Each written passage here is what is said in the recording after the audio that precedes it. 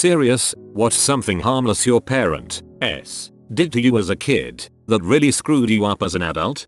My dad was a huge yeller. Any little thing that went wrong was a full-on expletive-filled barrage. It never scared me or anything, because he wasn't violent. However, in my adult life my wife and I will argue and she'll tell me to stop yelling. I don't have the same yelling scale as other people it seems, so I think I'm holding back and she thinks I'm yelling. It's very difficult to judge internally, but I'm working on it. My dad's yelling made me terrified of people raising their voices, making it a rule that I could hang out with friends once a week until I graduated high school. I started losing friends very quickly. People just wouldn't invite me places because I could never go. The nights I could go out, I had to be back by 8 in high school. Before high school it was earlier, so I really didn't have anyone. Nobody wanted to hang out from 5-8 on a Friday night. They wanted midnight or so. I completely lack the confidence to make friends now. I haven't had a friend over in years. I'm 28. My birthday is coming up. When I turn 30 I can't have a party. I'd have nobody to invite. I had a boyfriend throw me a surprise party for my 24th. His friends showed up and my family showed up. It was uncomfortable seeing like 10 people at a Barbie my party when none of them were my friends. My brother ended up inviting his friends to add more people. I was a gifted student growing up, but when I got to algebra, I had a tough time with it. It was the first time school didn't come easy to me. Anyway, instead of pressing me to challenge myself and persevere, my dad basically gave me a cop-out by saying something like, "That's okay, you're just not a math person." This was compounded by his attitude when I would express interest in a career, medicine, and he would say something like, "Well, you're not good at math, so you might not want to go that route." This actually had a huge impact on me. I internalized those messages from my dad to the point that I didn't pursue challenging subjects. I'm 41 now, and my biggest regret is that I didn't pursue medicine, and it hurts to know why I didn't. The worst part is that I am good at math. I just had to work hard like everybody else to get there. My mom used to joke a lot about my looks. If I stayed in the car for something, she would say, "Show me your ugly face. Good, no one will want to kidnap you," etc. Everything she said was because it's funny. You know I don't mean it. You love me because I'm like this, but all it's done is leave me with a mean sense of humor to train myself out of and constant negativity about myself. I had kinda the opposite experience. My mom would tell me little tips on improving my acne without provocation, then try to tell me I look just fine. Mixed signals about whether or not I look fine or not has left me unable to see myself as attractive in any way.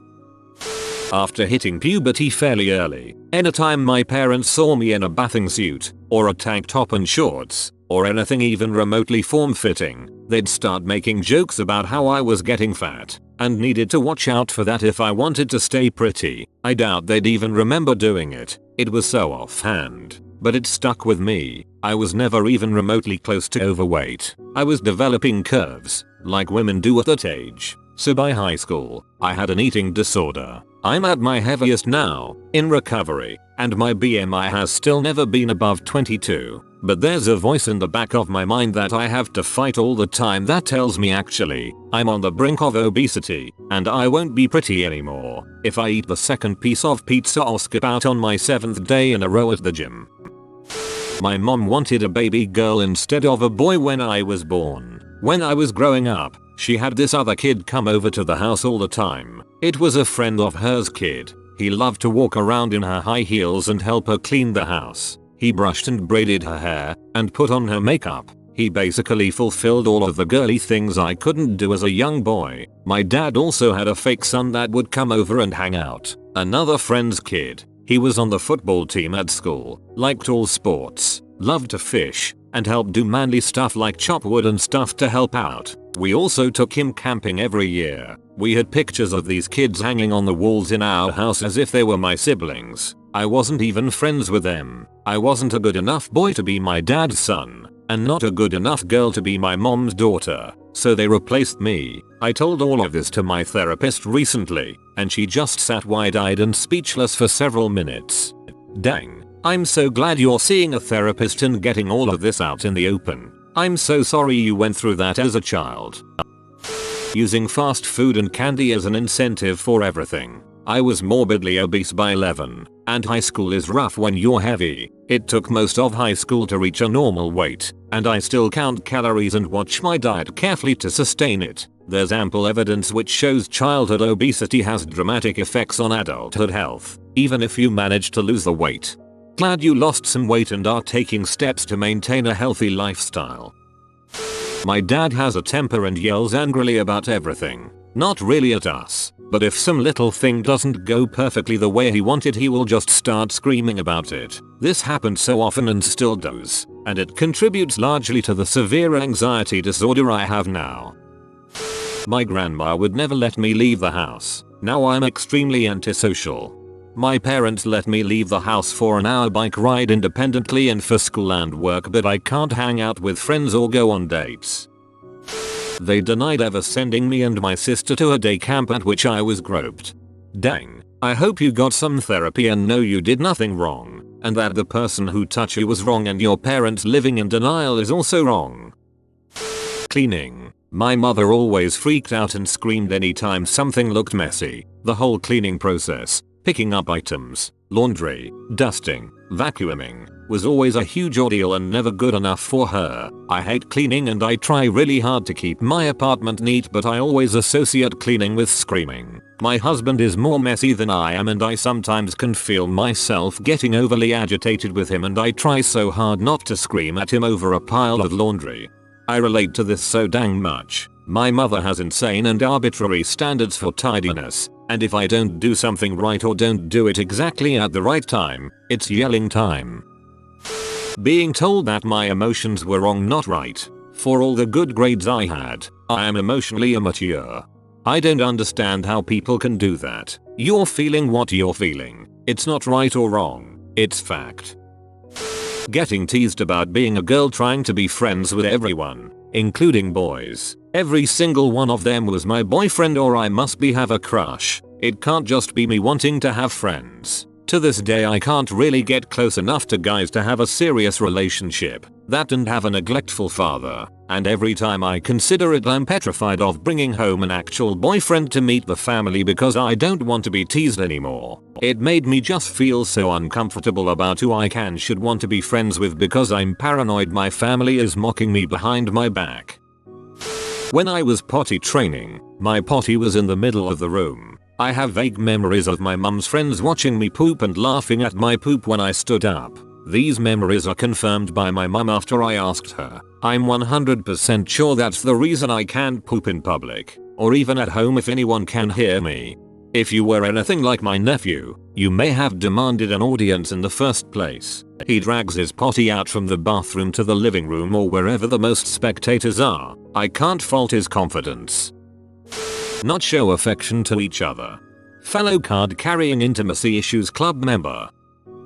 My parents never made me learn important skills as a child, and would often make fun of and blame me for such. I was never taught how to swim, how to cook, how to properly brush my teeth, or even basic hygiene. All of this was fine for me as a little kid, but has caused me a lot of problems in adulthood. Worst of all, they always blame it on me, saying, "Oh, you didn't want to do it so we didn't make you," implying a 5-year-old had the high ground over 2 adults. Yes, I know this so much. I have trouble taking care of my basic hygiene and had bad teeth. My mother never taught me how to brush teeth or take care of them, and later on she always made fun of me for my teeth. The process of getting them to a good state took 3 years, a lot of money and a lot of pain, and her complaining.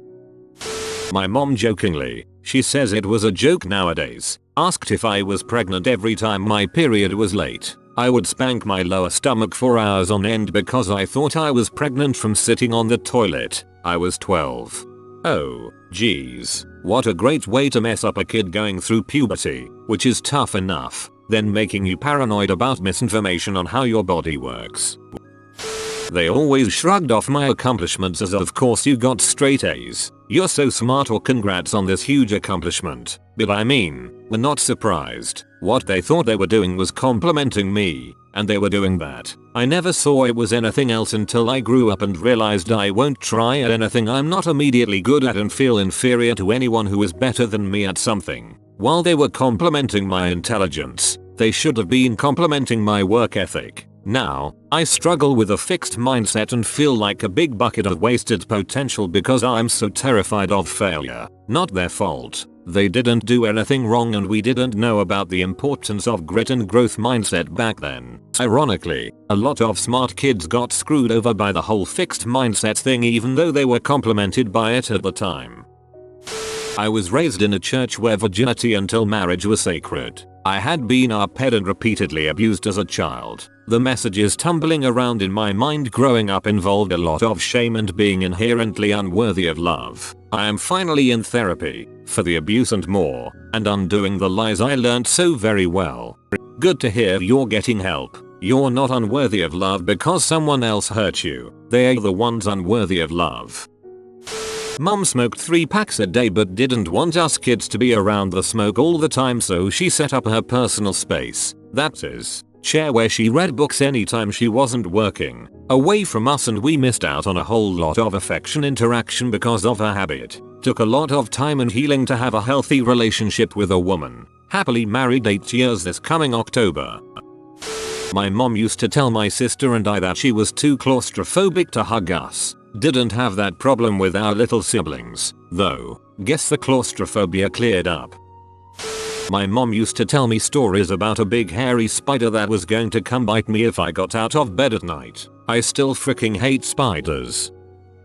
My mother got tickets for a small boat canal tour in Amsterdam for the 2 of us. Somehow as a little kid I wanted to keep those tickets, cause why not? So instead of just giving them, she wanted me to practice mental calculation a bit. So she gave me a few questions on the lines of a ticket for an adult costs this much and for a child this much. How much should a family pay with X adults and X children? I got 2 or 3 right. The last one on the other hand, I couldn't get it right. She even asked me 3 or 4 times more for the last one, each time more aggravated than the last time. Last answer yet again wrong, and she kinda got too frustrated with me that she tore the tickets up and the whole boat trip was probably awkward for me. Now 10+ years later I realize I have a fear for failures. I'm scared to frick up things I do, say, think, and even how I look. Even now typing this brings me a bit into tears. Worst fear of failure is that I'm very quickly to think I disappoint my parents and current BF, making me say sorry way too often as well. Moving around. By the time I finished elementary school I had been to 5 in 2 cities. I become very good at making friendships and getting into relationship, but I had a very hard time keeping them. My parents were and are helicopter parents. Along with this, they didn't care enough to teach me valuable lessons or anything I'd actually need in life. It was all grades, grades, grades. Ella. The result? I lacked many of the skills people had, such as basic cooking, social skills, etc. And also had and still have social anxiety, especially with authority, even if I don't see them as a threat, which one time ultimately nearly made me kill myself. Want me to be happy? Sounds fine out of context. But no, I wasn't allowed to be anything but happy. You can bet I would have gotten a lecture for anything less than cheerful. Comfort is antagonizing. Disappointment and annoyance feels shameful. And to this day I don't fully trust anyone at all with my thoughts or feelings. My dad would often playfully hit me in the head with plastic bottles, rolled up newspapers, etc. He usually hit harder than he probably meant to, and when I'd say ow he'd tell me to toughen up. That couldn't have hurt, blah blah. Now years later I still find myself flinching at the most random things. I still flinch too, thanks my older brother beating the crap out of me almost every day of my life from the ages of 3-15. It didn't toughen me up, it just made me very mistrustful of people getting too physically close to me. My mom used to make fun of me for fulfilling manly stereotypes such as only wanting to wear 1 pair of shoes, hated makeup and clothes shopping even as a teen, not being able to find something despite it being right in front of me, etc. I'm really insecure about my femininity now. So much to where if I do something annoying that's stereotypically feminine and someone calls me out on it, I'm secretly super flattered that they think I'm girly. I'm also bisexual, so being a woman who likes women sometimes makes me feel really masculine and uncomfortable, even though I know that's irrational. I was never taught how to style my hair in a way that looked good. My parents just flattened my hair into something like a bowl cut. zero product, and sent me off to school. I didn't know any better. Gelled up hair was for the popular kids and that wasn't me. Took me until the end of high school to wisen up and get myself a proper adult haircut. Then I realized how terrible I looked for most of my teenage years and how much confidence I had been missing. I asked my parents why they never did something, and they said I never wanted anything different or asked about it. The lesson to be learned here is that the value of appearance and styling has to be actively taught if a child doesn't figure it out for themselves. I didn't, and I wish my parents had intervened more actively, against my will even. I didn't care for regular showers either back then. Shows how good my judgment was. Just laughing at me for getting upset about something stupid and telling me how silly I was being. There is nothing wrong with that, but I was just a sensitive kid and took away from that showing your sad and upset emotions was bad and that it should be avoided in company of others at all cost. It really fricked me up in the long term and I didn't get help because I couldn't talk about it to my parents for the same fear of being laughed at. I can't blame them and I really don't, because it is really something I see quite a lot, and with 99% of the kids it's harmless. I, however, am still recovering from years of mental crappiness. They should have asked you why you were upset instead of just mocking you. That must have sucked so hard. I'm glad you're at least recovering. My parents would scream and fight a lot over stupid things and then blame it on me and not my siblings. When they did that, they brushed it off, didn't think anything was wrong when I cried about it, and yell at me for being dramatic. I'm a triplet and the middle child, so I always had to do stuff my siblings didn't. When I was around 10, my brother and I had a big fight and I was forced into anger management therapy, but my brother wasn't, so it really messed with my head. They also talk to the other two a lot, and when I try to say something they unconsciously ignore me because they think I'll say something hurtful or stupid. Neglect. Neglect seems harmless. Parents are busy with their own lives, right? But that lack of love does terrible things to a child. Severe depression, self-esteem issues, trust issues, loneliness becomes normal, numbness becomes a habit. I wish I were dead, but the medicine helps a bit.